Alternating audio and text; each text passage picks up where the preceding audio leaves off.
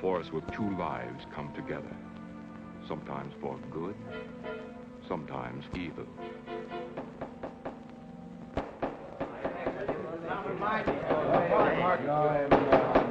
I say, Williams, allow him in on there. I'm definitely against it. Seems to forget we have our stockholders to answer to. Phone Mrs. Williams, Della. Tell her to be ready in about an hour, and I'll pick her up. Yep. You phone San Rafael and see if those papers are on the way over from the executors. Yes, Wong.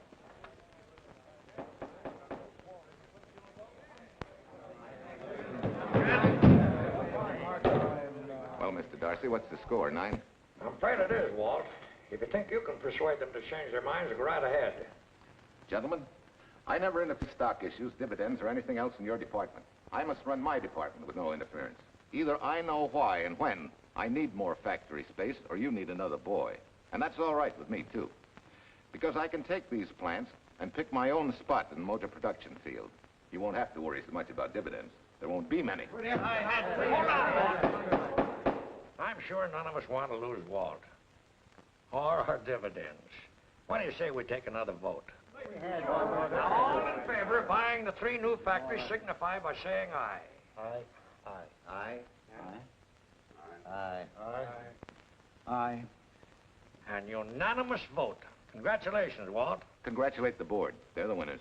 Williams, if these factories are so valuable that other companies would jump at the chance to get them, how do you know that you can buy them at the price you quoted us? How do I know? I bought them this morning. Good morning. Della, I was asked to rush this up for Mr. Williams. Get my wife, Della? Your maid said she'd gone to the dentist. I gave her the message. Oh, fine. Oh, this just came. Thank you. What about those papers? They're here. Bert's checking them now. Good.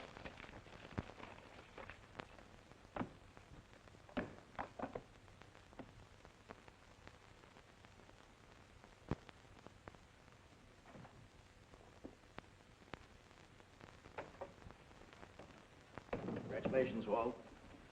Take a look at Clause 4. Those provisions haven't been clarified yet. Oh, no? I wanted to leave for Tahoe right away. Get Judge Deering on the phone, will you? Never mind. I can get faster action if I run out to San Rafael myself and stick with them till they're right. Yeah?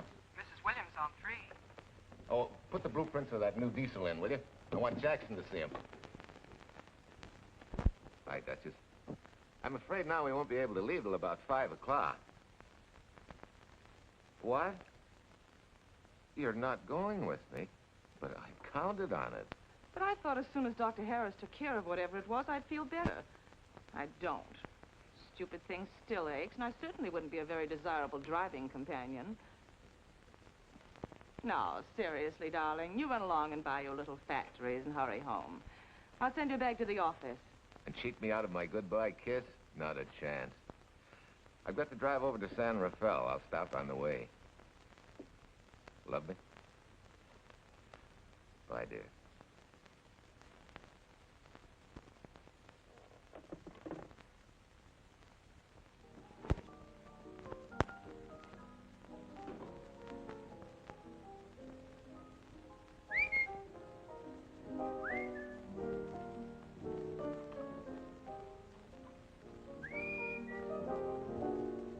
How do you expect me to whistle through a toothache?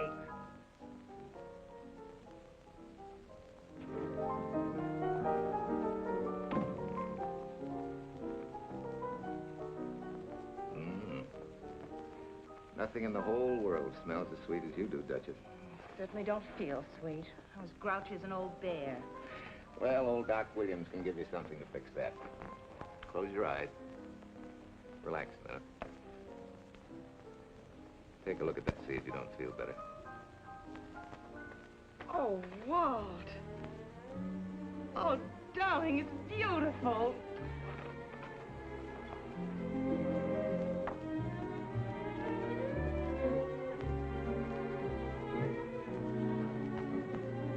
Not bad. Not bad at all. You know, to quote my wife, I like monograms on things. It shows they belong to me, unquote. When did your wife say such a thing, Mr. Williams? About 6 years ago, when I married her. She gave me the first monogrammed shirts I ever owned. Those were the words on the card. I still have it. I certainly hope your board of directors never discovers what a softy you are. They won't, don't worry. I have only one vulnerable spot. What really happened this morning? All I got out of Della was that you stalked out of the office with blood in your eye, back in no time with canary feathers in your mouth. Oh, I clipped those birds' wings, but short. No one's gonna vote me down, sweet. Not when I know I'm right. Mm-hmm. But how did you convince the board of that so quickly? With subtle hints and easy persuasion. Like this. Either I get what I want, or you get yourself another boy. And that's all right with me, too. Walter! What a clumsy ox. I'm sorry, Duchess. Oh, please, sweet, don't be so upset. Oh, if you could have seen your face. Oh, don't bother, dear. Sulin will take care of that. Not exactly a good prescription for nerves, huh? You know, you're wrong, Dr. Williams. The way I feel now, a good catnap will probably make a new woman out of me. And if it's not going to make you too late... Yes? Well, I'm sure that by 5 o'clock I'll... Swell. I'll run over to San Rafael and get things ironed out and be back for you by 5. On the nose. Darling, wait.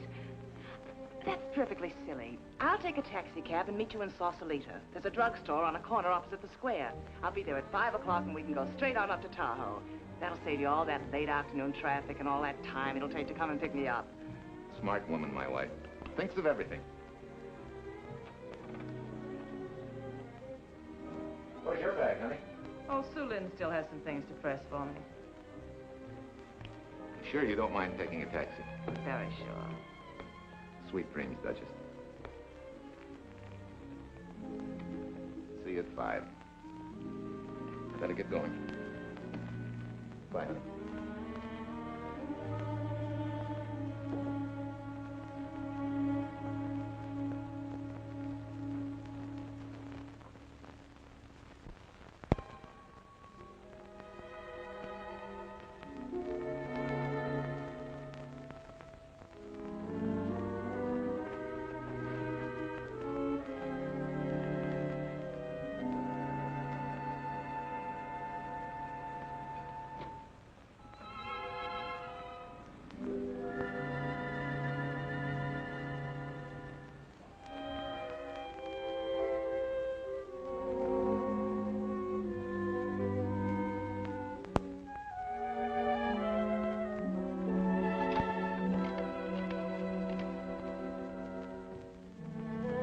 Long distance?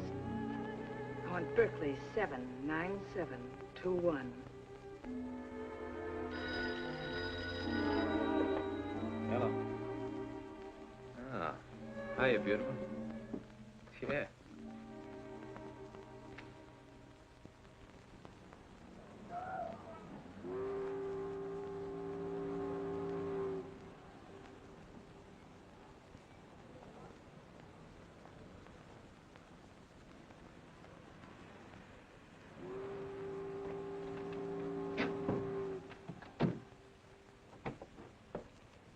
Here. Don't forget, turn this stuff over to a bellboy at the airport hotel in Oakland. Tell him to hold it for Jack Burns. Jack Burns, the airport hotel. That's right, I'll be checking in later. What owe you? $1.15 a here. All the stuff back to Oakland. Yeah, here. Buy yourself a new key. Thanks.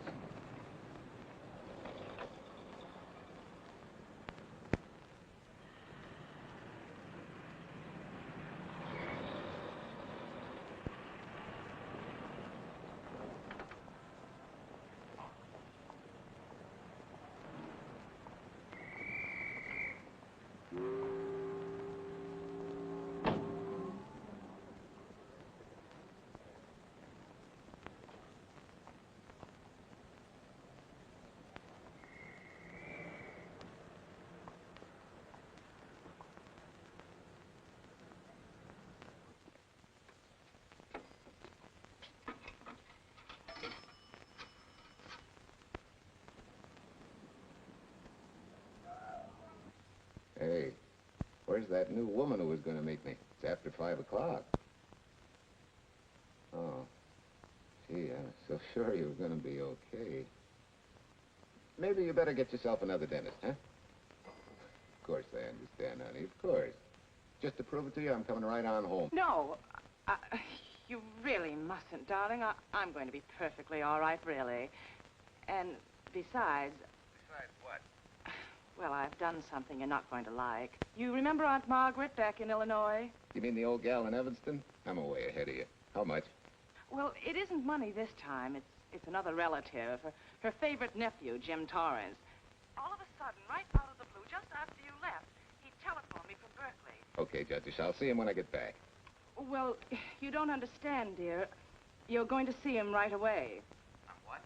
Well, all he seemed to want was to be able to get back to Illinois, so I... So you buy him a ticket. That's easy. Well, it isn't. I offered to, but he got huffy and said he didn't want any handouts, and... Well, without thinking, I told him we'd pick him up and give him a lift as far as Denver. I won't say I'm good for you, but where do I find this guy? Well, he should be there right now. I told him to be on the lookout for a cream-colored roadster, just in case we fail to recognize one another after all these years.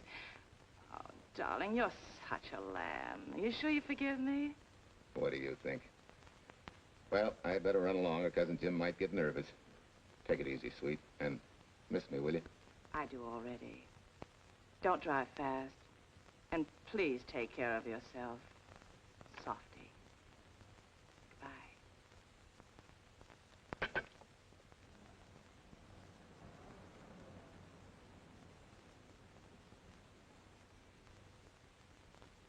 Hello, Della? Yeah, Mrs. Williams wasn't able to go with me. Now, while I'm going, you see that she gets her roses every morning. That's right. But this time, on all the cards, put love from Softy. Yeah, S-O-F-T-Y.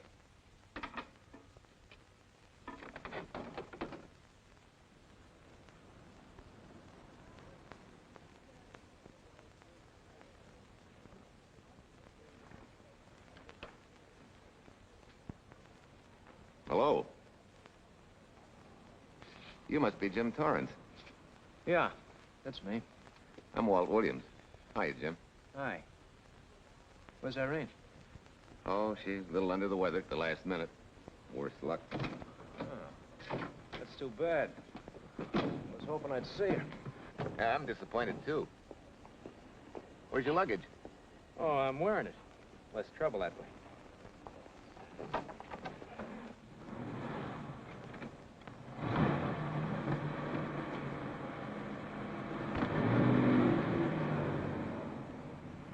Irene tells me you're heading for Illinois. Yeah. Going been a little rough, huh? Haven't exactly been worried about my income tax. What's your line, Jim? Oh, guess I'm a better salesman than anything else. You know, I can give you a couple letters when you get back to Chicago. It might help you. It's fine. Little in with a top brass never hurts. What outfit were you with? Patton's Third Army. How was it? Rough. Except for the time in Italy. I kind of liked it there. Patton's outfit never got to Italy. Of course. But most civilians never know or care, and I figured you didn't either. Well, I fooled you that time.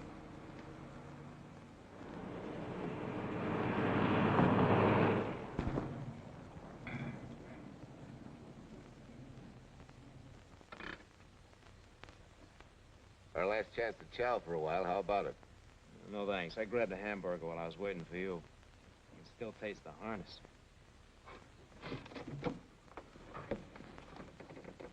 Sure you won't change your mind? No, I'm gonna grab a little shut-eye.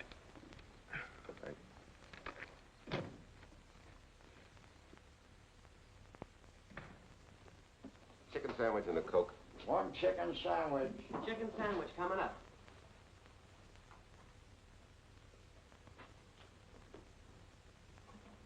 Give me change for $1, will you? Yes, sir.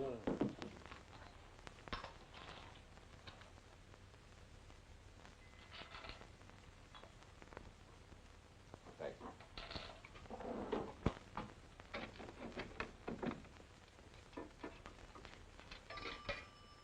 San Francisco.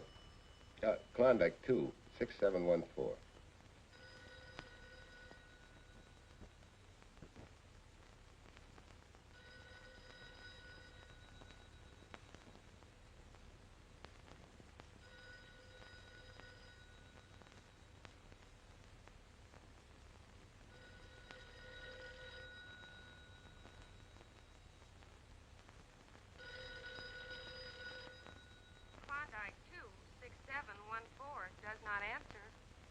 Oh. We'll try Sutter 1, 2599, please. Bayview Apartments. Oh, yes, Mr. Williams. No, your maid isn't there tonight, sir. Well, she said Mrs. Williams was taking something to make her sleep and wasn't to be disturbed. But perhaps... No, don't disturb her. Just leave a message that I won't forget about a certain problem. I think I have it, sir. You want her to forget all about a certain problem. Softy, is that S-O-F-T-Y, sir? Softy is going to take care of it thoroughly. Is that all? Yes, that's all. She'll understand. Be sure she gets it the first thing in the morning. Right.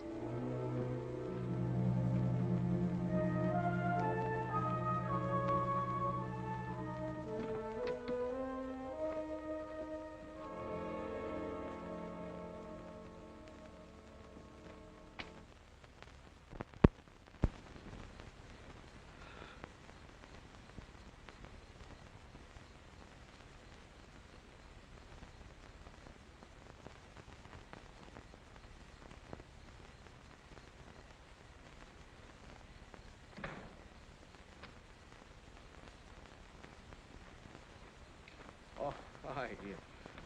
It's been so long since I've been behind the wheel of anything but a Caterpillar or a Jeep. I had to find out what a real buggy feels like. Why don't you drive for a while? A swap. Nothing would suit me better.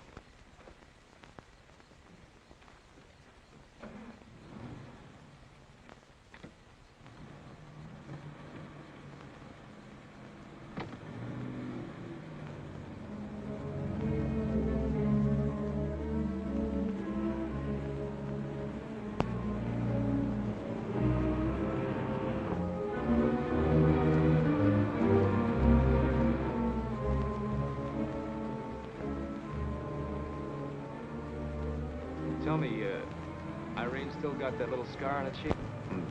That one she got from the fall? Yeah. You can hardly see it now, though. How'd you know about that? She just got it last summer. Thought you said you hadn't seen her for years. Oh, from Aunt Margaret, of course. How else? She always sends me the news in her letters.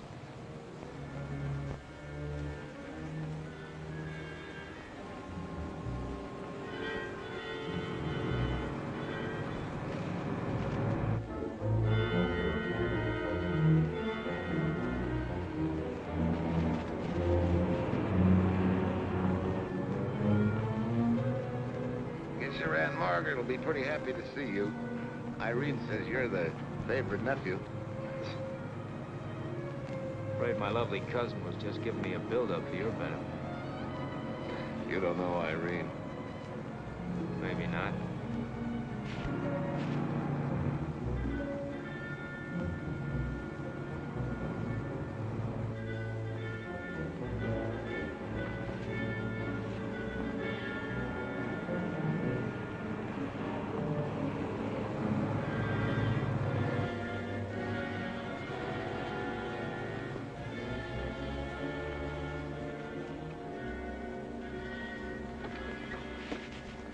What's the matter? I think we got a flat.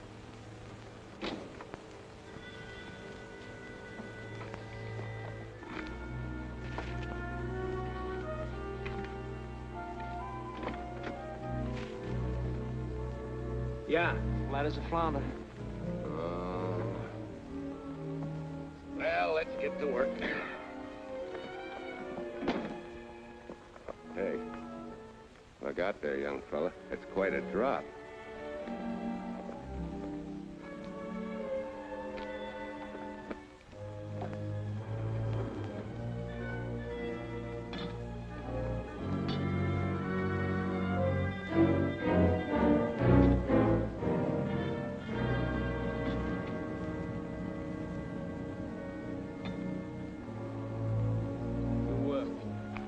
seriously?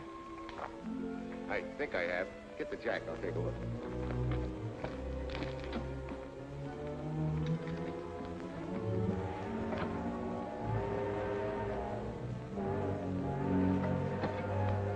Did you find it? Yeah. Yeah, it won't be long now.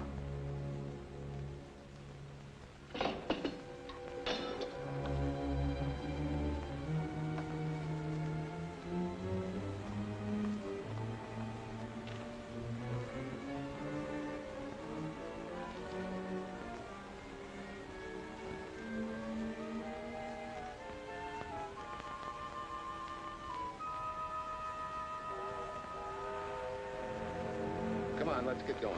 Wait a minute. Did one of your cufflinks fall out? Huh?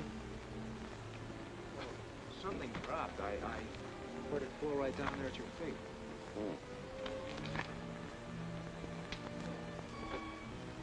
he must have rolled under the car.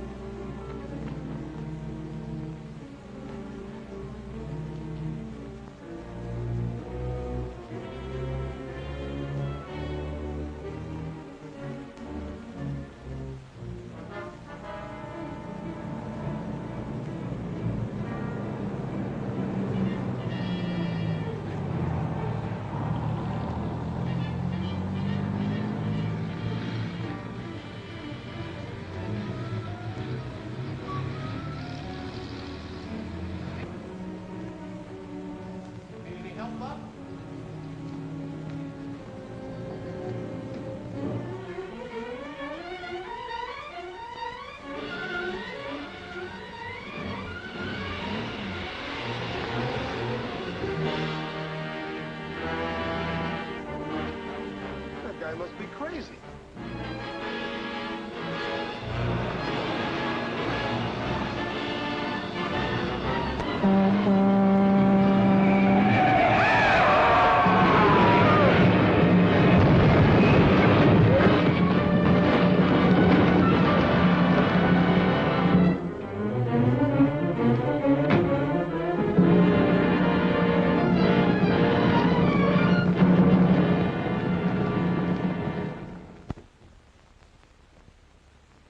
Now, in case my husband should be late and have to rush for his plane, this will be taken care of. Thank you. Tell Mrs. Burns to 302.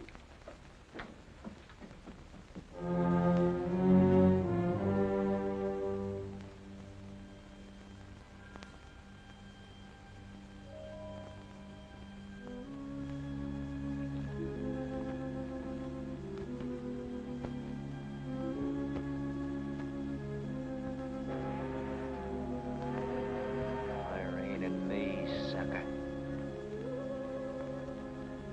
Irene and me, sucker.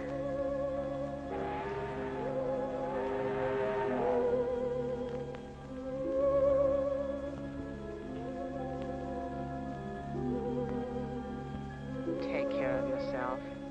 Softy. Softy.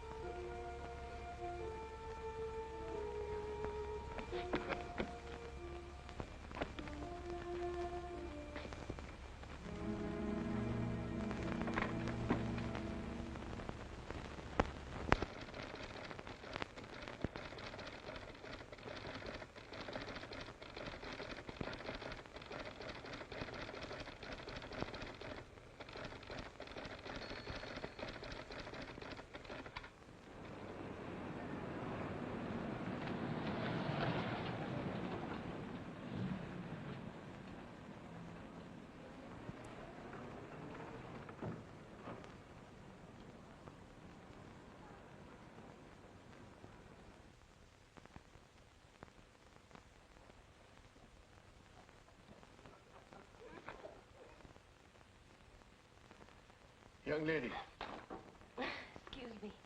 I want to see Mrs. Walter Williams. I'm sorry, sir, but she left orders not to be disturbed. I'm sorry, too. Lieutenant will see the police department.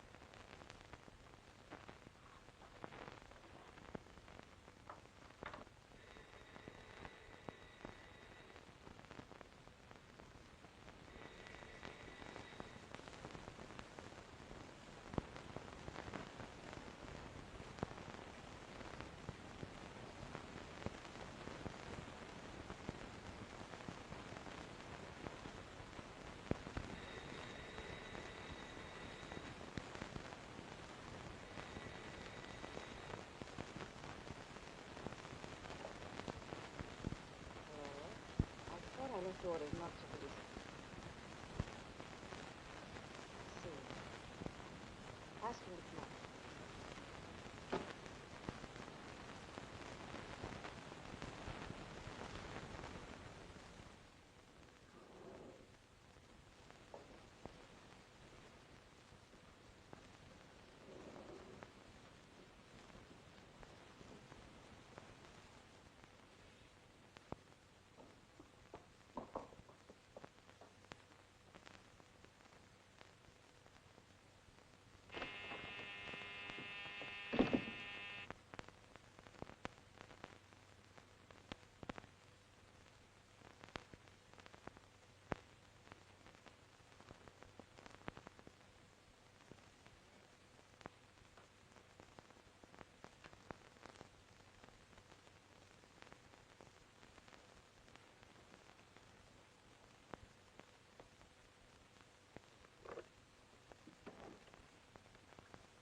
Yes? I'm Lieutenant Quincy with the police department. I'm sorry to disturb you at this hour, but... may I come in? Of course.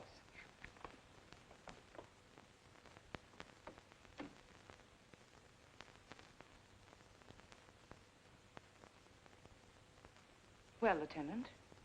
Did your husband go on a motor trip late this afternoon?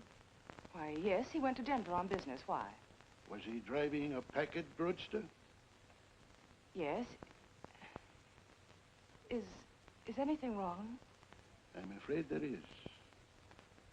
Won't you sit down? Has something happened to my husband? Yes, Mrs. Williams. He's dead, isn't he? Yes. Oh, Walt, I knew something like this would happen. I begged him time and again not to pick up hitchhikers. But it wasn't a hitchhiker, Mrs. Williams. It was just an accident. He ran into a truck, a gasoline truck. You mean there was fire? He must have been driving pretty fast. I don't think he felt anything after the crash.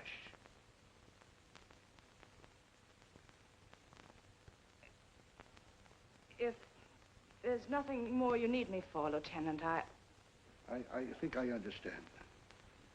And may I say you've taken this with a great deal of courage. Good night, Mrs. Williams.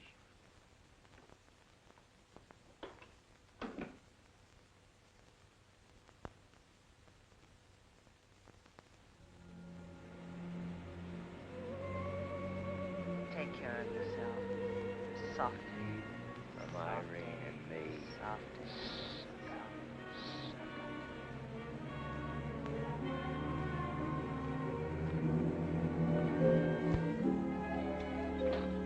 Ready? Yeah. That Williams must have been quite a guy. Yeah, he went to work for Universal Motors as a sheet metal worker. Mm-hmm. Less than 10 years, he's their top production man. Only sure went out in a blaze of glory. Yeah. Let's go.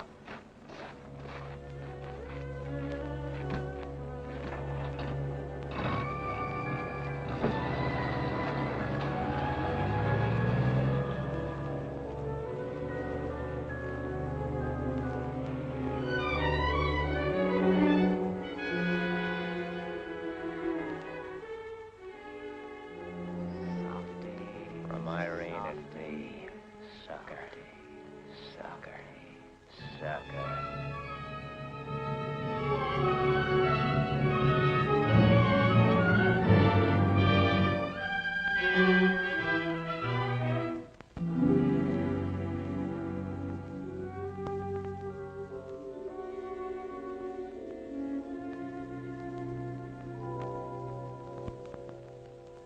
Well, could Mr. Burns have taken a later plane and still made connections for Mexico City? I see.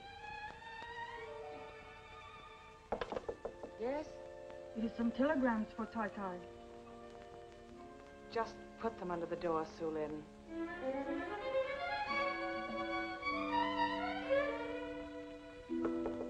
Please, Tai Tai, a policeman Quincy most anxious to see you. Ask him to wait, Sue Lin.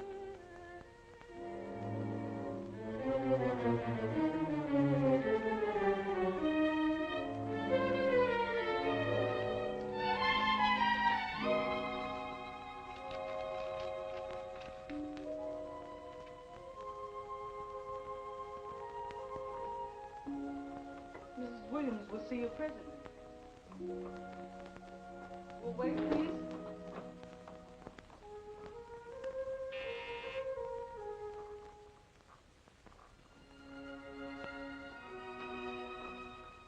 Flowers from Mrs. Walter Williams. Thank you.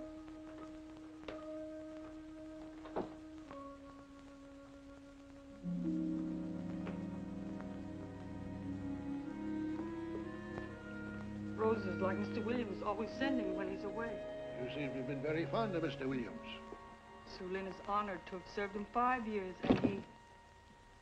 I'm sorry to keep you waiting, Lieutenant. I wouldn't be disturbing you again if it wasn't necessary. And I would be keeping you but a moment. You're being very considerate. Won't you sit down?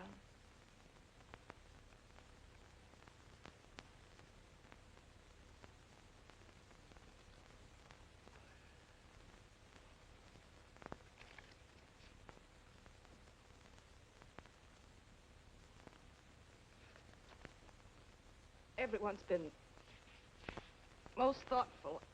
And why shouldn't they be? Forgive me. I'm all right now. What was it, Lieutenant? The state police would like to have some information. They found some wavy skid marks for quite a distance on the road, as if the car had been out of control when it crashed. Tell me, was Mr. Williams a reckless driver? Why, no, he was a fast driver, but certainly not reckless. Well, was he a heavy drinker? Quite the contrary. But what about his health? Could he have had a heart attack and lost consciousness before the accident? Why, no, he was in perfect health, but he'd been working much too hard lately and was overtired. Perhaps he fell asleep at the wheel last night. Oh, poor darling. If only I'd been able to go with him last night, he might still be alive. Well, maybe so and maybe not. You mustn't blame yourself, Mrs. Williams. Fate plays an important part in these matters. Your handkerchief.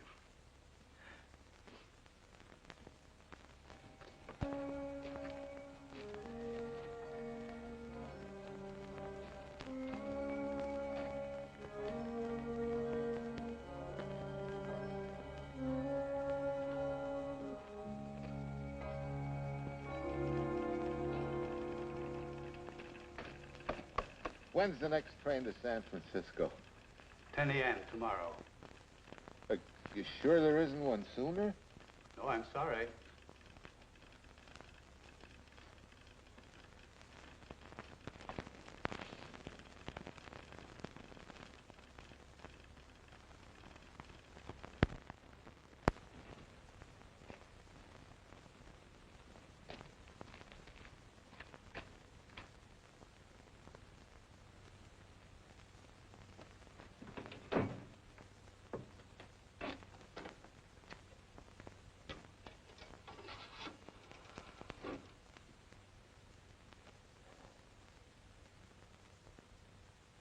We have a circuit now, sir. Evanston. Calling Mrs. Margaret Hubbard's residence in Evanston. One moment, please.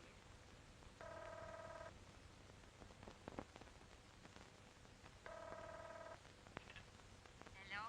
Mrs. Margaret Hubbard? Yes? Who's this? Long distance. I have a call from Mr. James Torrance. Who? Mr. James Torrance. He's her nephew, Jim Torrance. The call is for your nephew, Jim Torrance. I haven't any nephew, and I don't know any Jim Torrance.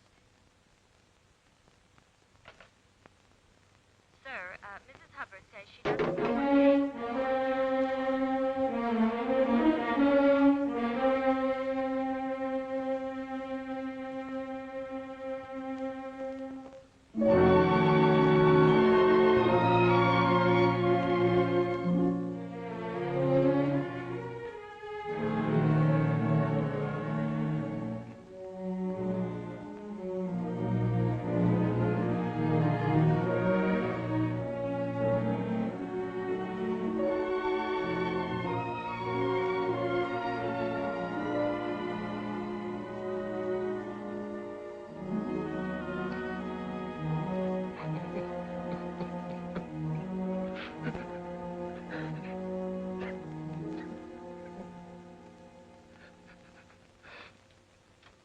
What's the matter, son? Looks like you need a doctor. Doctor? I can't leave the station, but old Doc Bender's just across the road there. Doctor? Think you can make it? Yeah. I'll make it.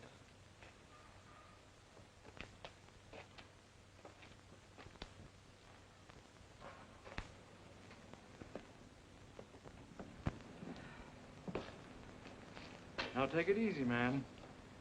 There's some concussion there. You've got to watch your step for a while. Yeah.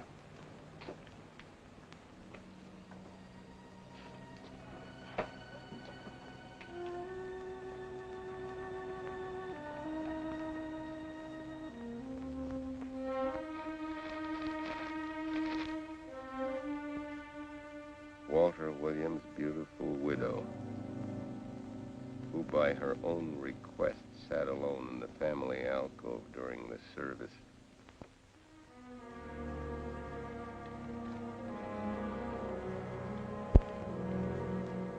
Smart. Someone might have caught her licking her chops.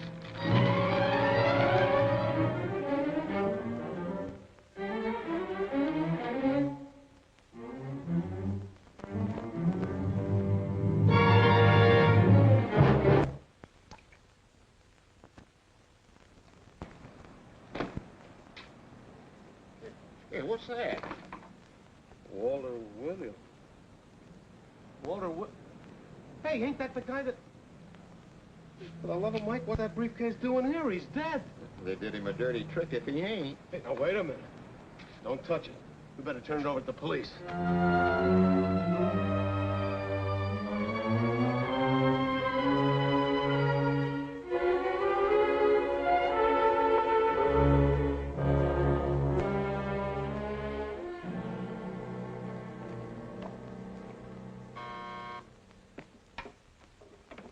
Homicide, Captain Callahan. Oh, yes, Chief.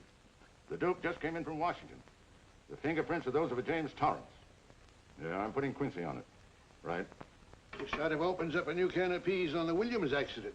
There's the FBI reporting the guy. Playing with the lady's affection seems to come natural with him. All you got to do, Quincy, is find him. Yes, that's all I got to do. Last known whereabouts of Jim Torrance was in a moving van somewhere between Sacramento and Points East. Hey, wait a minute. Last known address, care of his sister, Mrs. Joseph Rossetti. Irving Apartments, Berkeley. Well, what are you waiting for, Quincy? Let's go. Torrance leave any forwarding address?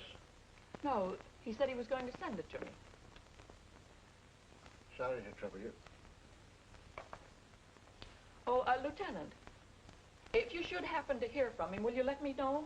There's an unpaid telephone bill and a bundle of laundry. Laundry. Let's have a look.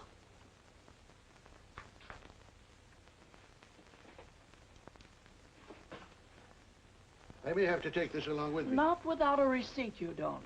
You mean you don't trust the police? In my business, you don't trust anybody. Mine, too. Holy St. Valentine's Day. Look, he had the same thing on his shirts, too.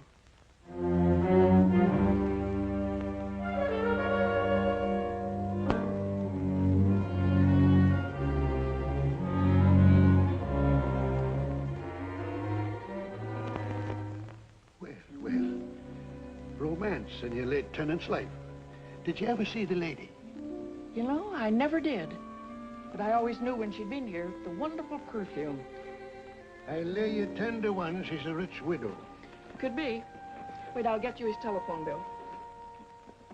Pretty fancy stuff for a hitchhiker. Yeah, but he's a pretty fancy hitchhiker. According to the shirt maker, a certain lady in the town had these made special. And they're just like her husband's, only his initials were WW. Sort of smells, don't it, Cal? Now take a look at this little item that was also found in the laundry. I for Irene and W for... Well, it could be for Williams, too, couldn't it? Yeah. Homicide, Callahan speaking. Hello? Oh, hello, Fitz. Hello. What news? Oh? Any luck? Both days, huh? Swell. Have it typed up and sign it. This report of Fritz will be a nice little topper for this pile. His checkup shows calls from Torrance's phone to Williams's private number, and a flock of them going the other way, including one on the 7th and several on the 8th. The 8th, since you've forgotten, is the date of Walt Williams' accidental death. Well, that ought to be enough to get an indictment out of the grand jury. Go pick her up. I'd like to play a long shot first. It might give us 2 for 1. Well, take them one at a time. A bird in the hand is not going to lead us to its mate. I'd like to give the lady a little more rope. Well, Thanks. I thought you'd agree.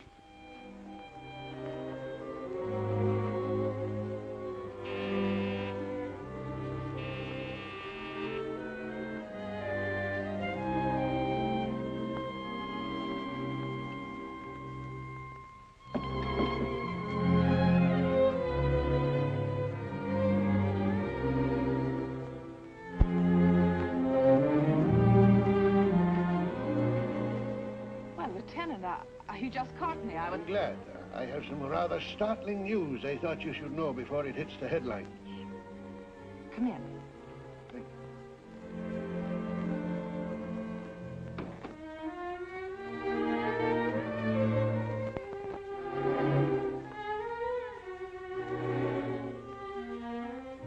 Sit down, won't you, Lieutenant? Thank you.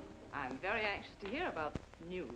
It seems that your first hunch, remember, that a hitchhiker was responsible for your husband's death? Well, Mrs. Williams, you may have been right. I don't understand. Your husband's briefcase turned up in Kansas City yesterday in a moving van that had stopped at the scene of the accident that night. Apparently, the murderer made his getaway in it. That explains the wavy skid marks that made us suspect your husband was ill or unconscious at the time of the crash. Yes, I suppose it does. And by now, the man is probably out of the country and never will be found. Don't you worry, Mrs. Williams. There were fingerprints on that briefcase. And as soon as we get the FBI report from Washington, his identity will be known and his description sent out on police broadcast. Oh, we'll find him all right. But just now we're keeping things quiet so the murderer will feel safe until we are ready to close in on him. Yes, I can see the wisdom of that. Yes, I thought you would understand and cooperate. As soon as we know his name, it is possible that you might recognize it as someone with a motive. There's that possibility.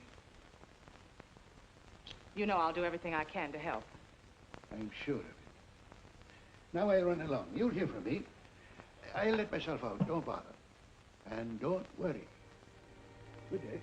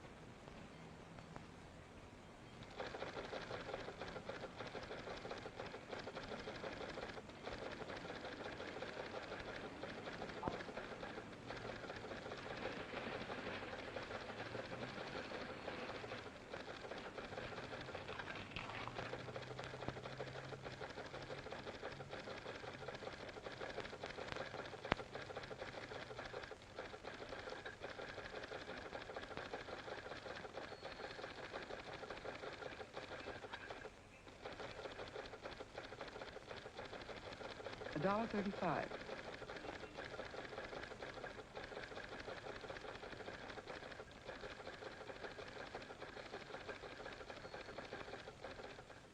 See, everything after the letter J in the first name has been obliterated by heavy writing over it. The only impress letters legible are those between words or before them, like RNS at the end of this name here, and the Hotel Santa here before the word Evanston. Well, Tom, don't you think it's about time you retired? Why, there isn't even evidence there of Mrs. Williams' intent to communicate with Torrance. And who do you think she beat a path to the telegraph office to wire to?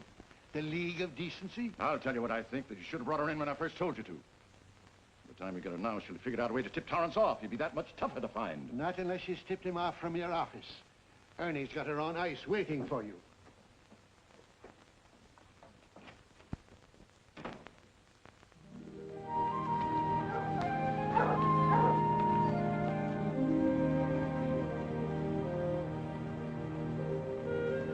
Pretty good, huh? Fastest growing little town in Idaho.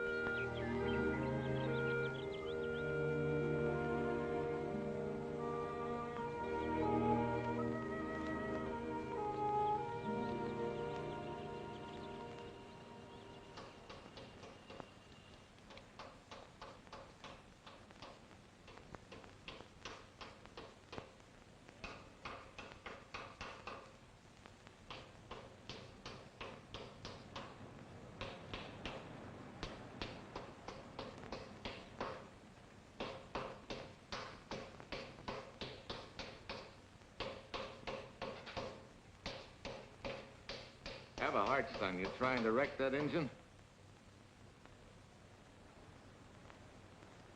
Oh.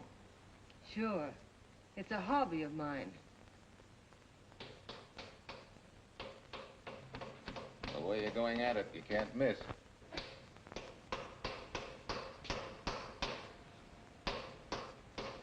Here. I just can't let you ruin that beautiful motor. Start her up.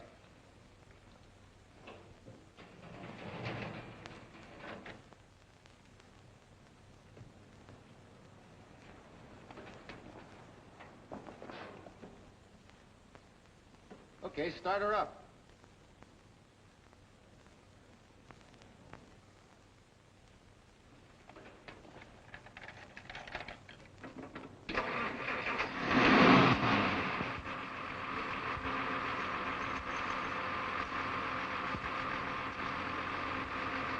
Shut her off.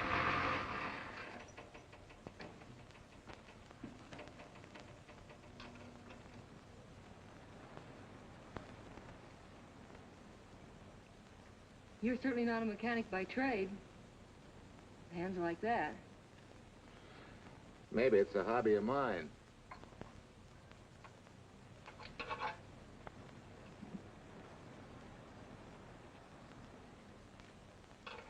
Gee, what happened to your head?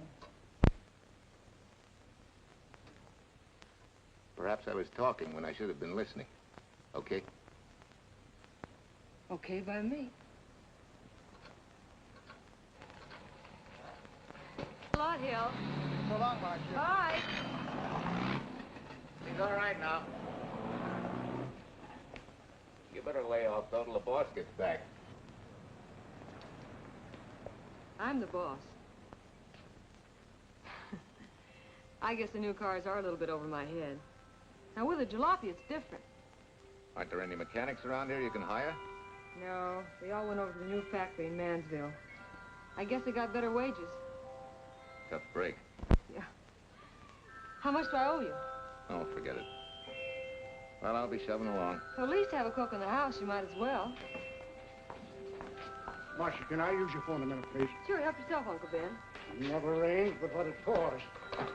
650, please. Flat tire this morning. Now the danged engine stalled on me. Nice and cold. Wilson's garage? No, I did not give you the wrong number. Fine thing using my phone to cheat me out of repair bills. Aren't you ashamed? You gave me the wrong number. 650, please. You're a nice girl, Marcia Peters, and your ma's a fine woman. And I'll always buy my gas and oil here. But you ain't never gonna tinker with my car again. Busy? Busy. Always busy. Hey, we're not so busy. Would you like to do another good deed and give Uncle Ben a hand? Why not? Where is your car, mister? Maybe I can help you. Why, are you a good mechanic? Very good. And very reasonable. Well, just what you need, girl. Better hire him. It's an idea, Uncle Ben. Come on. Thanks for the Coke. Sure.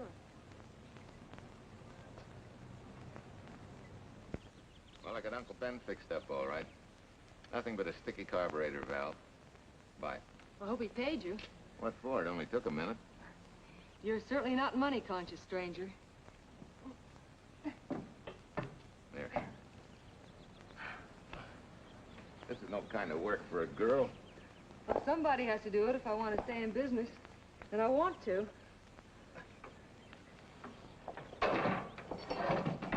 Must be some business that you're better suited for. Couldn't you lease this place to somebody? Sure. I did while my husband was overseas. But when he was killed in Okinawa, well, we made a lot of plans for the future here. And I had a hunch he'd like it if I took over and tried to make a go of it. Takes more than a hunch to do that. I got along famously. Business has been fine until lately when the help got short. Could be again. I had a good mechanic. Yeah. You sure need one, all right. Well, for Pete's sake, say yes or no. Do you want the job or don't you? You mean you'd hire me without knowing anything about me? You can repair automobiles. What else do I need to know? Except your name. Well?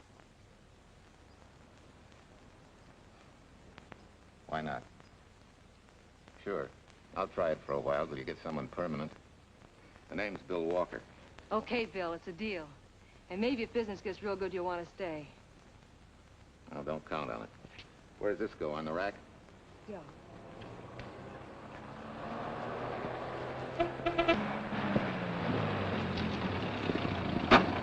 Marcia! Marcia! It happened!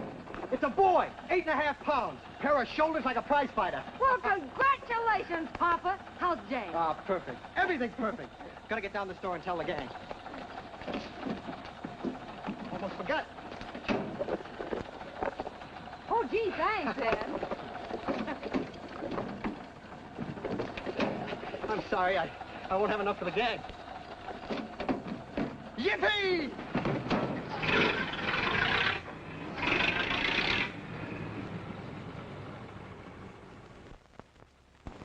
Maybe you can use this token from the slightly delirious new father.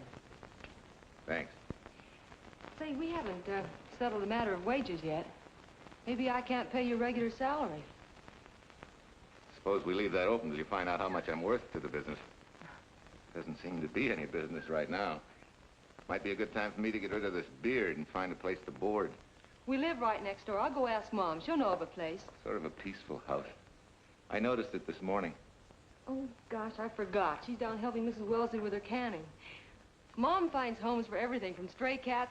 To stray mechanics? Well, you're not a stray anymore. I'll go phone. Girl, 674, please. Hello, Miss Westler. May I speak to Mother? Hi, Mom. I've got some good news for you. I hired a man for the station. Yeah. No. Nobody we know. He's from out of town. Needs to place a board. You got a good one up your sleeve? Okay. Says she has to meet you first to come home for supper. Huh? And you like apple or cherry pie? Cherry. Cherry it is, Mom. See you later. Oh, now I gotta get rid of this. Hey, where's the nearest barber shop? The one and only, just up 2 blocks. Tell Judd you're working for me. When you get back, we'll close up and go home. Thanks.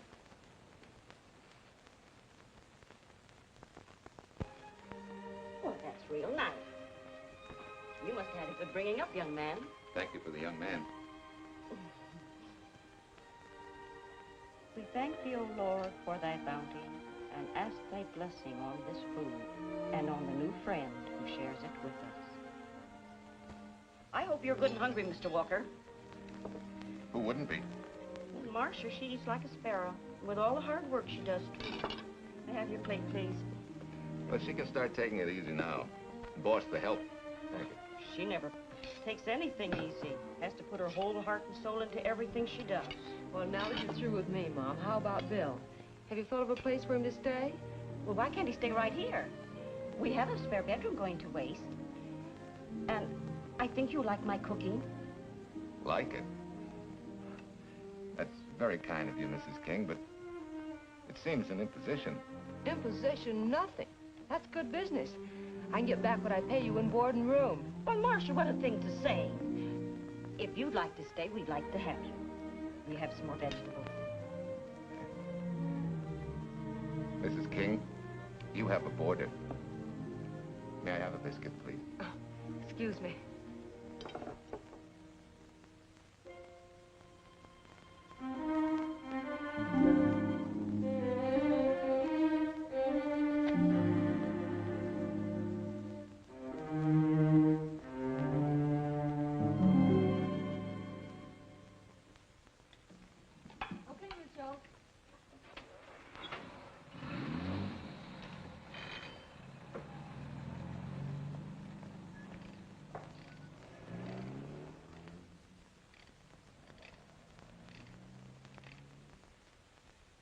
It's wonderful the way tools seem to come alive in your hands. You seem to sort of come alive, too. As though you got real pleasure out of working with them. I do. When you're doing a job with them, you can't think of anything else. Bill, if something's bothering you, why don't you get rid of it?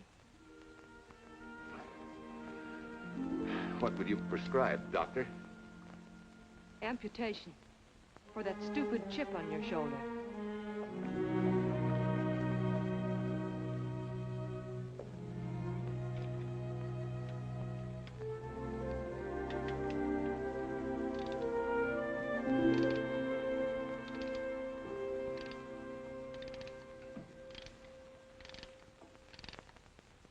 What you need is a ring job.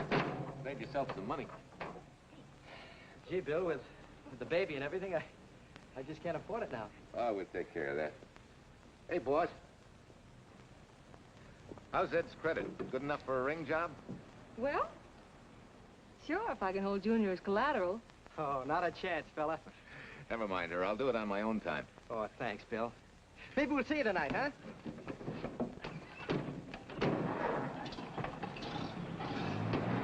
Some shoulders, huh? Yeah. Some father, huh?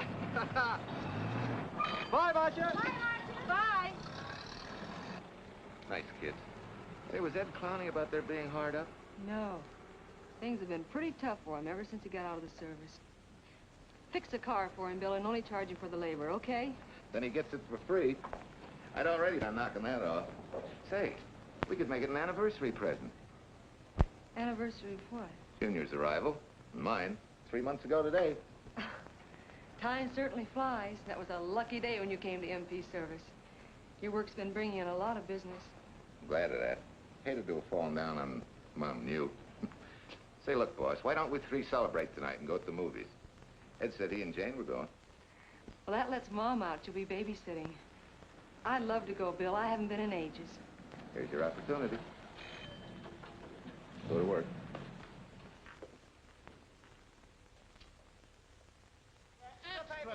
Irene Williams, held for murder. Read all extra, Irene. This is Sheila Graham with the latest news of the shocking Williams murder case. While beautiful Irene Williams is held for trial, charged with conspiring to kill her late husband, the police are searching for James Torrance, believed to be the lover of Mrs. Williams and her partner in the horrible murder of Walter Williams.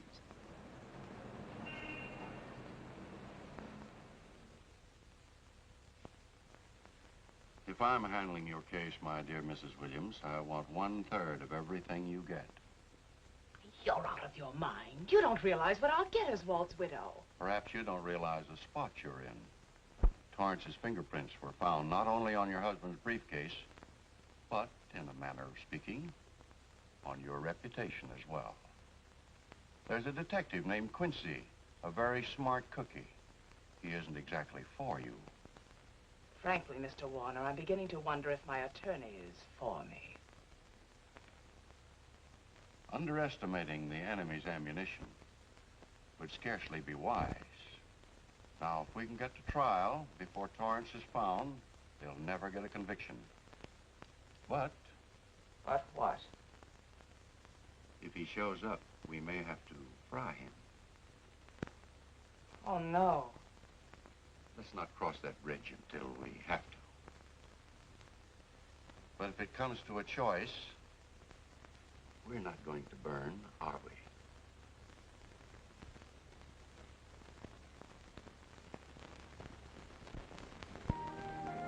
Aren't you the chatterbox this afternoon? What about this afternoon? Oh, I'm sorry, boss. I guess it was wool gathering. You're supposed to do that in the spring. Is there anything you don't know?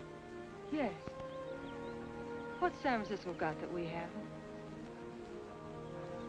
Better newspapers, for one thing. Anyway, California's supposed to be the land of opportunity. I thought that by now you liked it here. I do. Very much. It's a good town. Nice people. Swell boss. Thanks. We like you, too. No fooling, Bill. You'd be surprised how many people ask questions about you. kind of questions?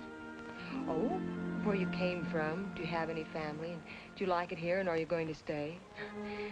Al Knox asked me at the movie last night if you wanted to join the volunteer fire department. Just interested, friendly things.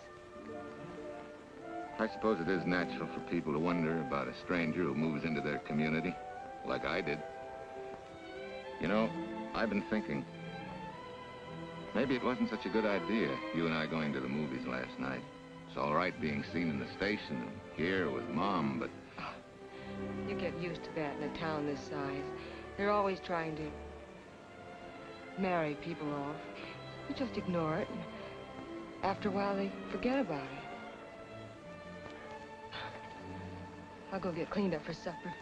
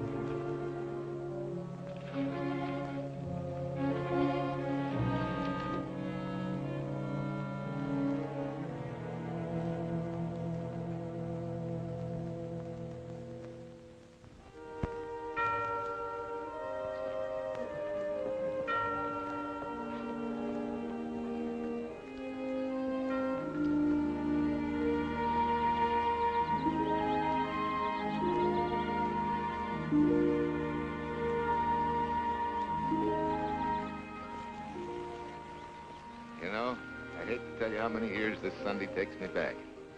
Did you always fall asleep during the sermon? I wasn't asleep, Mrs. Peters. I merely closed my eyes to concentrate. Oh, so that's what you call it. I had to nudge you to stop you from nodding. Quiet. You're disturbing my reminiscent mood. Even smells the same. Could be the same bees buzzing in the same clover. As they say, you can take a boy out of the country, but... A rolling stone gathers no moss. It has to stop rolling sometime, doesn't it, Bill? Sometime, maybe. We grow a very becoming shade of moss here in Larkspur. Don't you think? You grow a lot of nice things here. Anyone in particular? You'll have to skip the answer to that one. Someone tore it out of the book. You're married, aren't you, Bill? Yep. That's right. You must have loved her very much to have been hurt so deeply. To be so afraid of someone, even yourself. Maybe it's better that way. Then no one gets hurt. Bitterness and hatred hurt everyone. Can't you see, Bill? They're like a wall that shuts out all the sunshine from a garden and lets everything wither. Make room in your heart for something else, can't you? I guess this is my day for sermons. Sorry. As Mom would say, you never get rich minding the other fellow's business. Hey, that's a flyer. I'll be seeing you.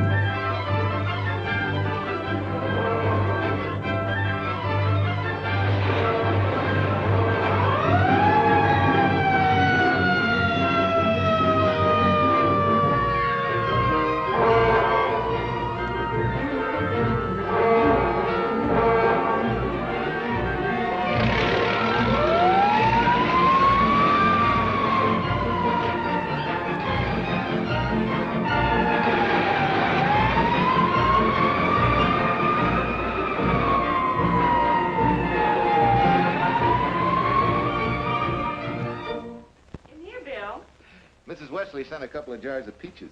Said you helped her can them. Oh, thank you. When I delivered the doc's car, he insisted that I have a bite with him. Where's the boss? Took the book back to the library for me. Huh? What a day. Hey, what's the idea? Are you darning my socks? Well, I thought a drawer full of holy ones isn't doing you much good. I found it when I put fresh papers in your bureau yesterday. You have a heap of things that need mending, haven't you, son? Does Marcia know? Do you think I'd tell her? This is your problem, Bill. Because I found out about it doesn't give me the right to tell anyone else, not even Marcia. When you trust folks, you trust them, and you give them a chance to work out things the way that seems right to them. How can one little woman be so big? Don't forget, it's a lot easier to be tolerant and understanding at 50 than it is at 25. Yeah, Mom. I'm going next door for a while. Grandma Thompson's ill.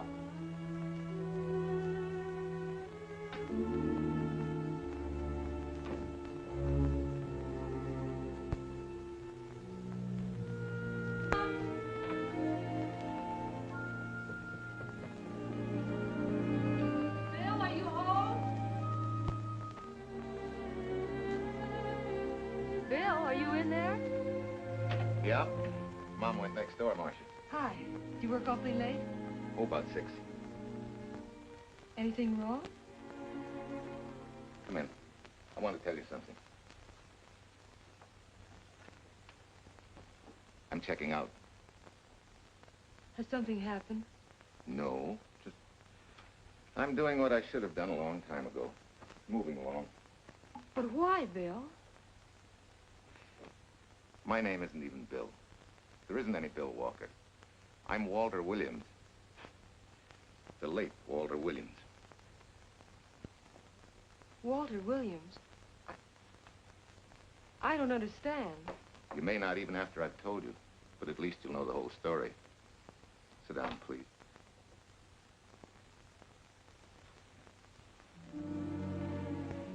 Finally, Larkspur.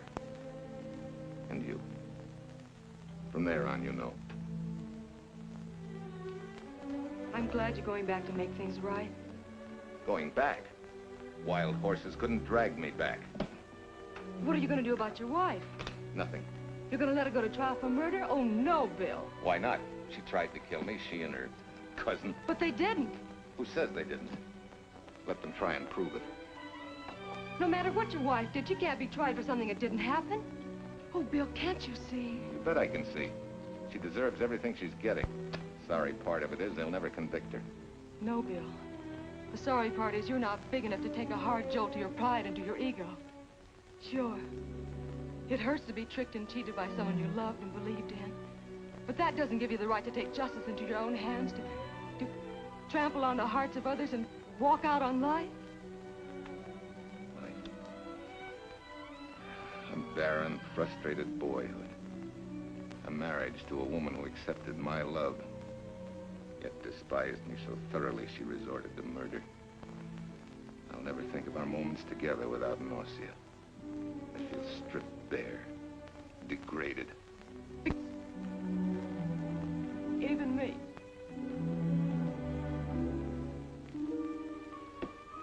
Oh, Bill, please.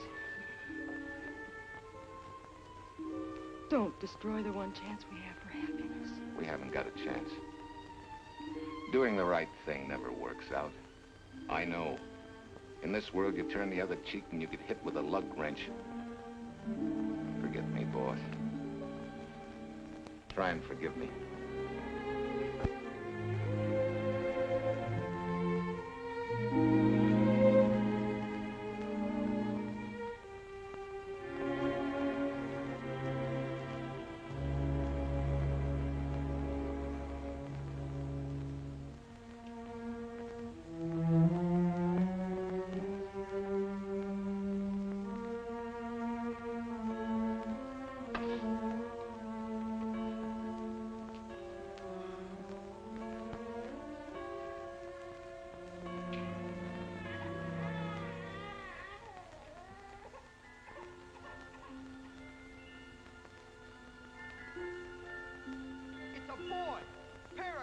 like a prize fighter. You know, I hate to tell you how many years this Sunday takes me back.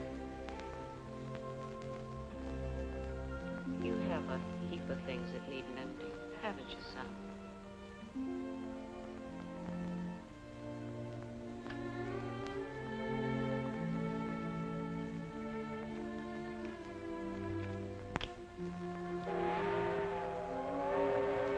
Take care of yourself.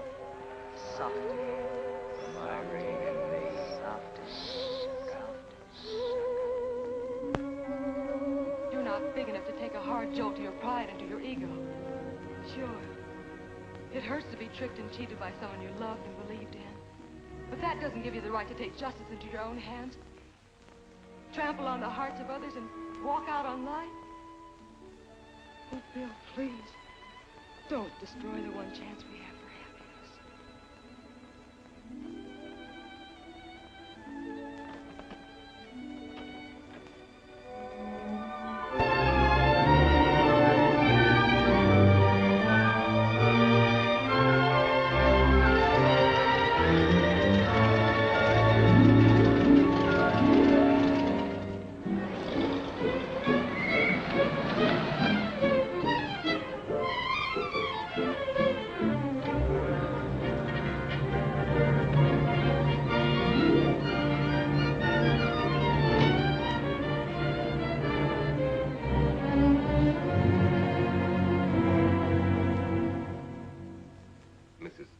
Enough to come along to substantiate at least the Larkspur portion of what I've told you. Very thoughtful of you, Mrs. Peters. Mr. Williams, when you read in the newspaper that the hitchhiker who attacked you had been, well, a close friend of your wife's for some time, it must have been a great shock to you. I didn't come here to discuss my emotional reactions, Lieutenant. If you need me for anything further, Captain, my office will know where to reach me. Let's go, Mark. Just a minute, Mr. Williams. We'll need your signed statement for the grand jury when we ask for your wife's release. It won't take long to be typed. Yeah? All right.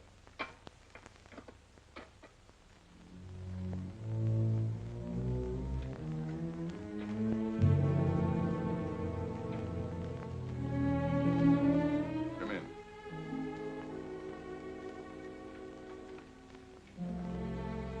Sit down. Mrs. Williams, we have news for you. Really? I can scarcely wait.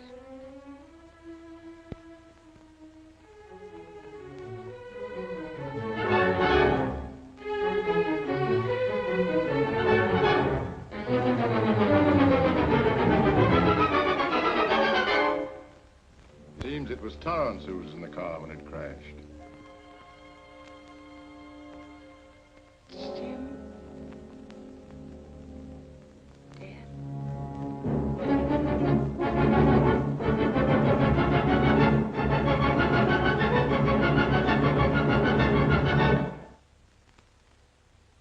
You did it.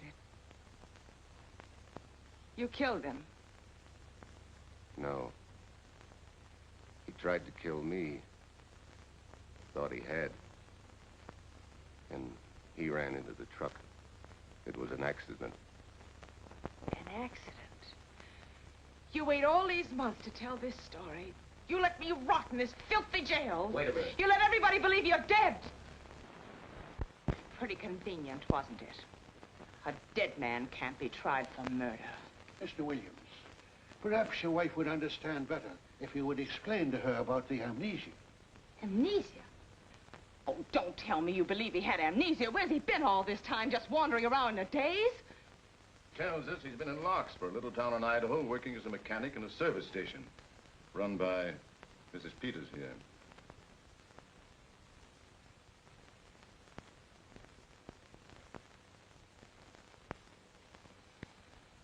I understand perfectly. Now that my chance for happiness is dead, I suppose you'll demand the divorce I begged you to give me so that I could marry Jim. That's fantastic. Yes, isn't it?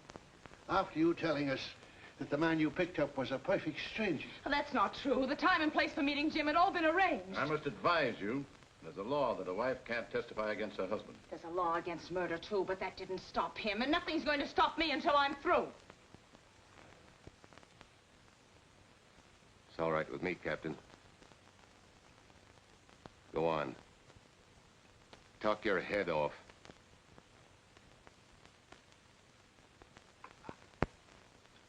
I was to have gone with him to Denver. He insisted on it, although I was quite ill. Several hours before we were to leave, he came home.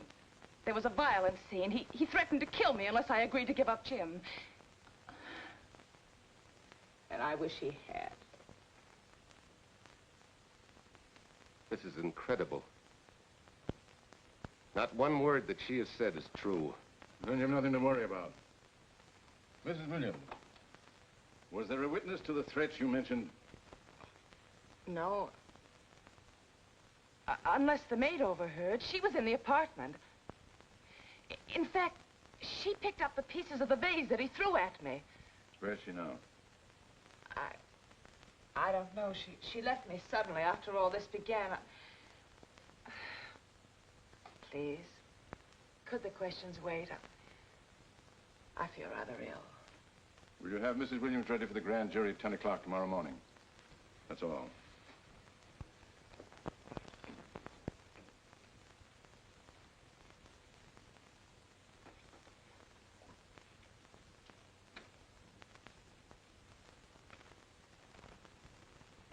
We're going to hold you too, Williams.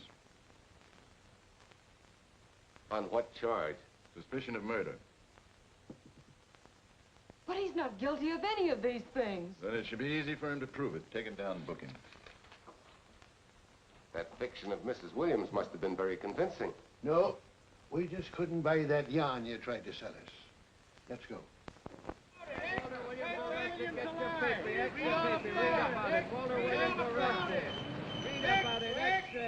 What's the White Freed and murder charge? Extra, get your paper. Walter Williams charged with murdering wife Bubba. Extra, get your paper. Irene Williams goes free.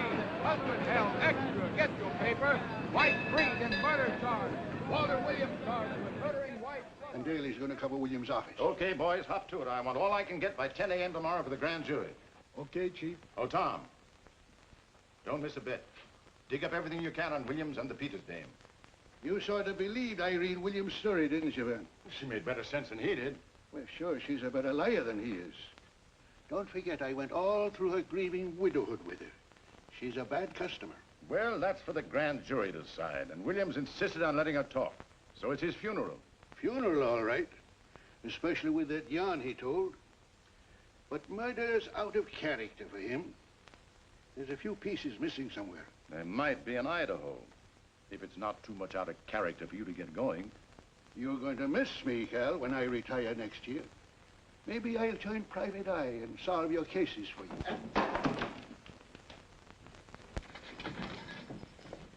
Mr. Williams? Thanks. Sort of deal from the bottom here, don't you? Sorry, Williams. Okay, Williams.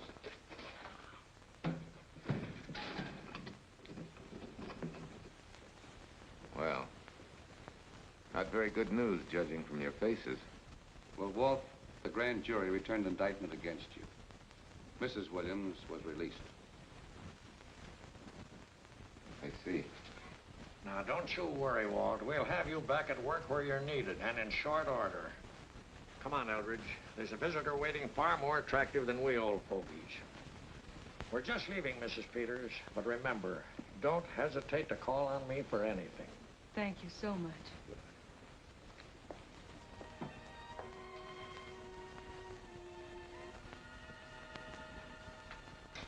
Hi, boss.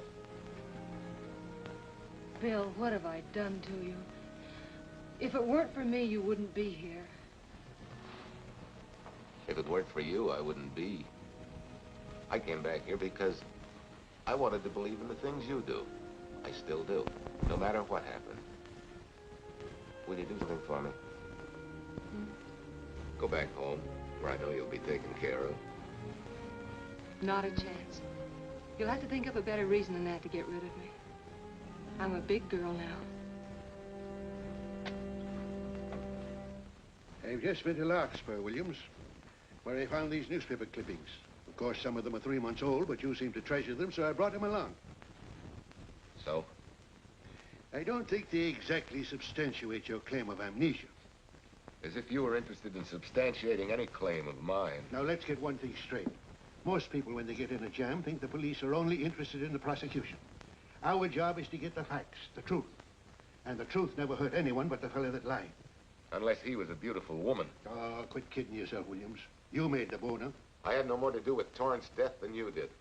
And out of the whole population of Northern California, you just happened to pick up a hitchhiker who happened to be your wife's boyfriend. Ah, have a heart, Williams. I suppose you'll tell the truth when you take the stand, but you better have some mighty conclusive proof if you expect the jury to believe it. Wait, Lieutenant. Bill, we all know you're not guilty, but we're going to need help to prove it and need it badly. Lieutenant Quincy can't take sides, but if we're right, he has to be on ours. And I have a hunch he wants to be. Why don't you tell him the whole story? All of it. Please. I'd like to. Quincy, very much. Guess I should have told the whole truth in the first place. But I wanted to clean this mess up with as little scandal as possible.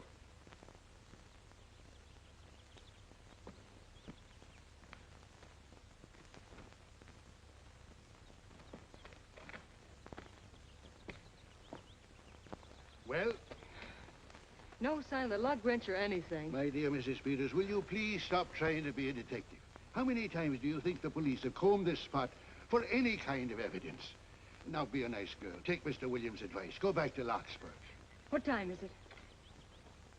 It's only 4 o'clock. We still have time to go back to town and go on our hunt for Sue Lynn. Now, look here, young woman. You've had me on the run since early morn. But, Lieutenant, the maid seems to be our only hope now. We've got to keep looking till we find her, that's all. That's all? Wait. She was naturalized, wasn't she? Suffering chopsticks. Quincy, you dumb flatfoot. This Sue, what's her name, was Chinese born. If a port of entry was San Francisco, there'd still be a file on her, photo and all. Let's go. Back to town. Immigration.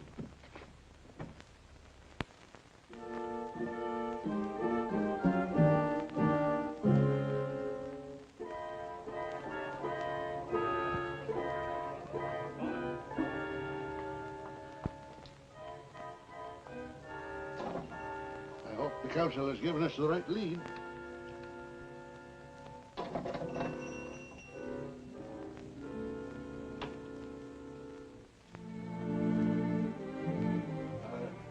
you Arsing? Understand? You savvy English?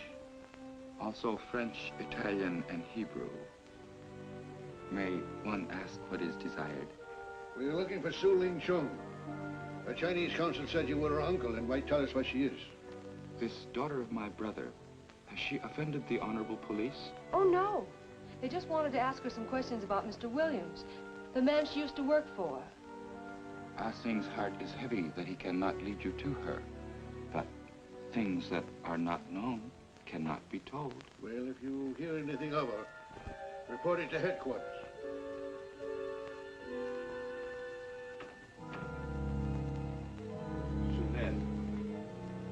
Untruth is not good for soul, and not wisdom when told to policemen. Better for the soul to be kind than to be wise. Su Lin must keep silence to help in this matter.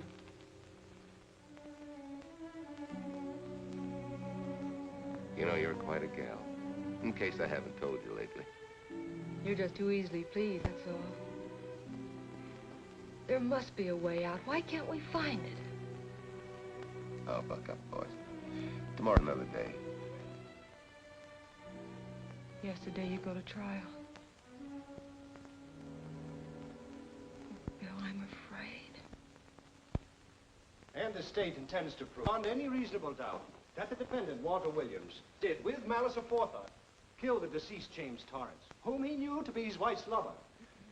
And that with his victim dead beside him, he drove his car into the course of an oncoming truck, jumping clear himself some seconds prior to the crash. And subsequently, he made his getaway in the back of a loaded furniture van. And for 3 months, as Bill Walker, he laughed at justice. What had imprisoned his unfaithful wife for conspiracy in his own murder. But then he decided that being dead cramped his style. He thought he could eat his cake and have it too. So he returned, most anxious to explain his long absence and to right the dreadful mistake that had imprisoned his wife for 3 months. Ladies and gentlemen, it was a cold-blooded, premeditated murder and must be punished to the fullest extent of the law. Call the first witness, please. Captain Callahan, did Walter Williams tell you what suddenly cured his amnesia after 3 months? No, he did not. But he did tell you the man that struck the blow which caused the amnesia was a total stranger, a hitchhiker he had picked up. Yes? And that he knew nothing of this man's identity or relationship with his wife until he suddenly recovered from his amnesia and heard or read the details. That's what he said. That's all. Thank you, Captain. Your witness, Counselor. No questions. No. I saw no signs of amnesia, but definite concussion. He was a bit evasive in answering questions, but not vague or unsure. In your opinion, Doctor, could this head injury have been caused by a fall? Yes. If the head had struck on some object, such as a stone or a metal pipe. That's all. Thank you. Your witness. Dr. Bender, are you familiar with a tool known as a lug wrench for changing automobile wheels? I'm afraid I am, sir. I've had a regular epidemic of flat tires lately. Well, then, in your opinion, could this head injury which you treated have been caused by a blow from a lug wrench? Yes. It could have been caused by that, too. Thank you, Doctor. The ones with the earliest dates, you will notice, are heavily creased, as though they'd been carried in a wallet or a coat pocket. Thank you. Lieutenant Quincy, will you kindly tell the court where you found these newspaper clippings? In the bedroom occupied by Mr. Williams in Mrs. Peters' home in Larkspur, Idaho. Is this your handwriting, Miss Revere? Yes, sir. And that's the message, at least our record carbon of it. Would you read it to the court, please? June 9th, 8:32 p.m. Message from Mrs. Walter Williams, Penthouse D. Mr. Williams called, said he wants you to forget all about a certain problem. That Softy is going to take care of it thoroughly. Was there any other conversation? Well, I just asked if that was all, and he said yes, she'll understand, and sort of laughed as if it were a joke and hung up. Some joke killing the wife's boyfriend. That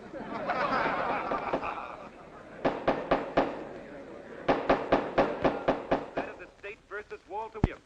All the rounds so far have gone to the prosecution, and it was a grim-faced Williams who was returned to his cell this afternoon. What the score will be after he takes the stand is anybody's guess, but he's going to need some lucky punches to get a decision. And though Torrance struck with intent to kill, after telling you this is from Irene and me, sucker, you still telephoned Illinois to find out if there was a cousin Jim. You are hard to convince, aren't you, Mr. Williams? Is it so incredible that a man should fight against believing such a thing about his wife? Oh, that is very touching. From a husband who planned a trip on which he intended to destroy his wife and did kill her lover. That's a lie. Your Honor, I object to the conclusions drawn by the prosecutor and move that it be stricken from the records. But, Your Honor, there is a corpus delicti, remember? Who was your wife's lover. Objection sustained. There's also her own story, which in front of witnesses you insisted she tell. And then we have your own two different stories from your own lips. One featuring a perfectly strange hitchhiker, the second an equally strange cousin Jim, without a questionable substantiation for either bit of fiction.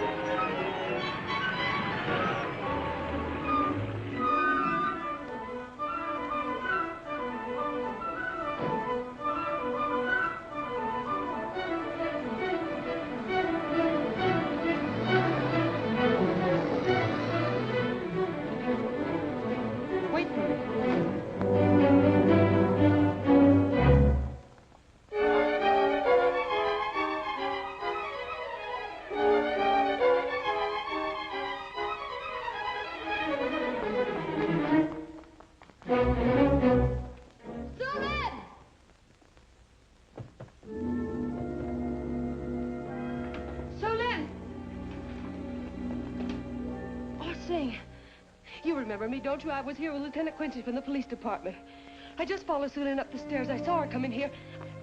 You must be mistaken. I'm not mistaken. She's here. I must see her. Our thing, don't you understand, is to save a man from prison, even from death. I will send her to you.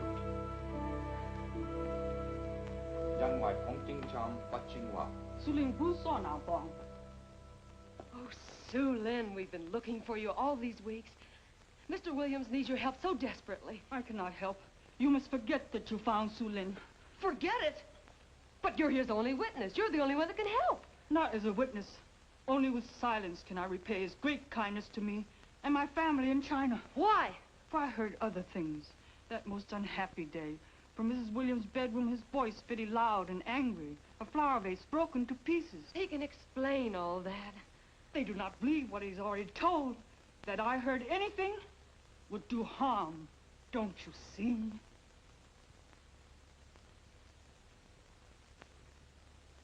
Yes. Much sorrow comes from women who know not honor and truth. And Mrs. Williams, she was not true even to that Torrance man. What made you say that? That night when he was killed, her sickness was but wall of falsehood, behind which she could go secretly to a meeting place. You mean she went out that night? Sue Lynn, are you sure? Yes, because next morning in her bedroom, I found street shoes that had been worn. Her coat on the closet floor, with the sleeves turned inside out, as though removed hurriedly. And in one pocket, a door key to some hotel. Sue Lynn, that's it. Proof that she and Torrance had planned to meet that night after he killed Mr. Williams. What hotel was it? Oh, I don't remember. The key. What did you do with it? Returned to coat pocket. Come on. We'll get to Lieutenant Quincy. He'll know what to do. And pray, Sue Lynn, every step of the way.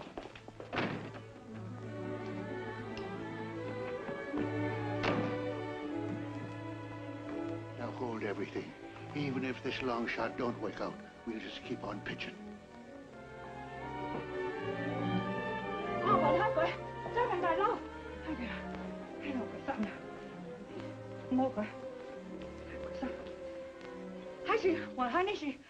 Here it is, yes. Room 302, Airport Hotel, Oakland. Maybe we got our miracle. A special little Chinese one. It is to hope that Sue Lynn was of small help to Mr. Williams. Oh, Sue Lynn. Come on, Copper. Next stop, Oakland. A certain little lady's hotel rendezvous. I was on night duty then, all right, but I sure don't remember a looker like this. Quite a dish, eh? A little too highly seasoned for my digestion, thanks. Lieutenant, just found a couple of cars for room 302 on June 9th. George Baxter, checked out at noon. Mr. and Mrs. J. Burns. Room not slept in. J. Burns. Burns. Look, Quincy. The handwriting on the card is identical to that on the photograph. And here's a little boy, the same thing. The cover-up telegram to Aunt Margaret. Now look at the impressions. J here, and here RNS. J. Burns. That's the name she started a telegram to. Room not slept in. Say, I got that dame pegged now, Lieutenant. She said they'd be out of the room by midnight as her husband was catching a plane.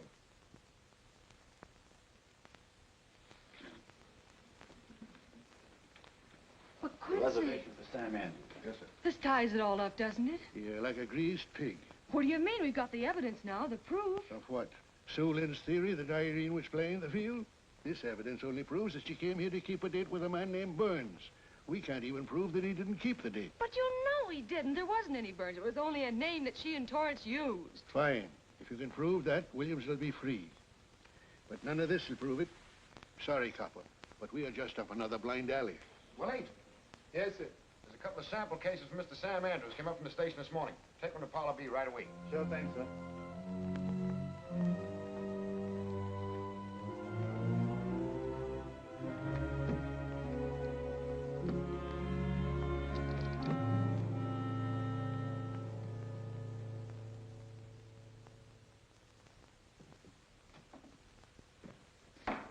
Seated.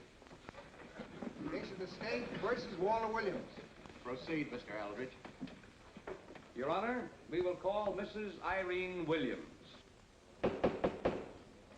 Take the stand, Mrs. Williams.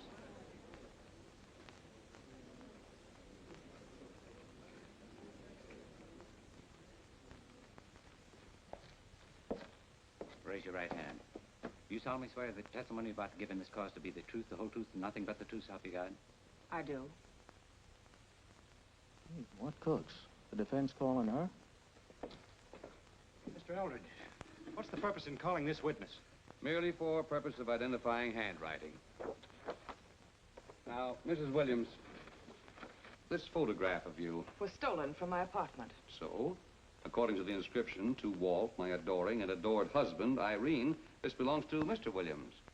This is your handwriting, isn't it? Of course. I'm touched that he should have wanted it so badly. And this telegram, addressed to Mrs. Margaret Hubbard, is that also your handwriting? It is.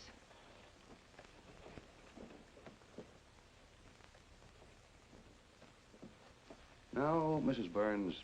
Mrs. Williams, this photograph is inscribed to Jim, my adoring and adored Irene.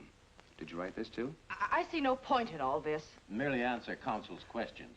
Did you write it? I did. And these letters addressed to Mr. James Torrance, did you write them? Yes.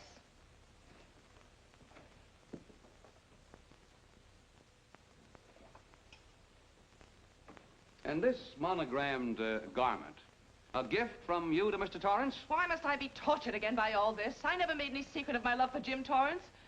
That's why he's dead. Your love for Jim Torrance. Yet on the very night he was killed, you had a rendezvous with a man named Burns, didn't you? I don't know what you're talking about. I don't know any man named Burns. I was at home that night, very ill. Oh, yes, the sleeping pills. Well, you must walk in your sleep, then. For you spent at least part of that night at the Airport Hotel in Oakland, where you registered for Mr. and Mrs. J. Burns. Don't waste the court's time trying to deny it. This is the registration card that you signed at 9:20 p.m. And there's the room clerk who assigned you to room 302. And this, Mrs. Williams, is the key to room 302, which you very carelessly left in the pocket of a coat which was found in your closet yesterday. All right, I was there. Now you're satisfied. Not quite. This J. Burns, Mrs. Williams, was his first name Jack? Yes. Have you been in contact with him lately? No. How long since you've seen or heard from this Jack Burns? Well, I don't know. I don't remember. You bet she doesn't remember, because there isn't any Jack Burns, and there never was. That was an alias for Jim Torrance. And it was Torrance who was to have met you that night, after your charming little plot to kill your husband had been duly executed. It's not true. It's not true. I have bad news for you, Mrs. Williams. I can prove it's true. These pajamas, these letters, this picture, all of which you identified for the court, were found in this suitcase, which is full of the clothes and personal belongings of Mr. James Torrance. And the suitcase was found in the baggage room of the Airport Hotel, where it's been held since June 9th. And it says on this tag, in large print, hold for Jack Burns. That is all, Mrs. Williams. Just a moment, Mrs. Williams. Your Honor, in view of the evidence presented, we now ask for a dismissal of the state's case against Walter Williams. And we intend to charge Irene Williams with conspiracy to commit murder against her husband, Walter Williams. Oh, no.